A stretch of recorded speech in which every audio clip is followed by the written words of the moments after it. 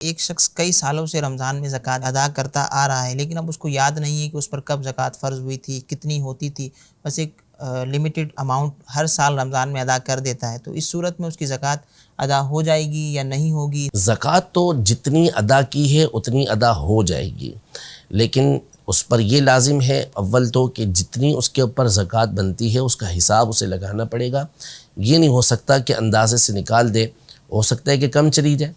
تو اندازہ اس کا ایسا ہونا چاہیے کہ جس میں زیادہ رقم جائے، کم تو کسی صورت جانی ہی نہیں چاہیے، تو حساب کر کے پھر زکوٰۃ کی رقم نکالنا یہ ضروری ہے۔ دوسرا یہ کہ یہ بھی نہیں ہے کہ رمضان کے اندر ہی زکوٰۃ ہر ایک پر فرض ہوتی ہے۔ عمومی طور پر بندہ صاحب نصاب جو ہوتا ہے وہ رمضان کے علاوہ کسی اور مہینے کے اندر ہی ہو رہا ہوتا ہے، تو اس کا ظن غالب کرنا پڑے گا، سوچنا پڑے گا، ذہن لگانا پڑے گا، اور جہاں آپ کا خیال جمے کہ اس سال اس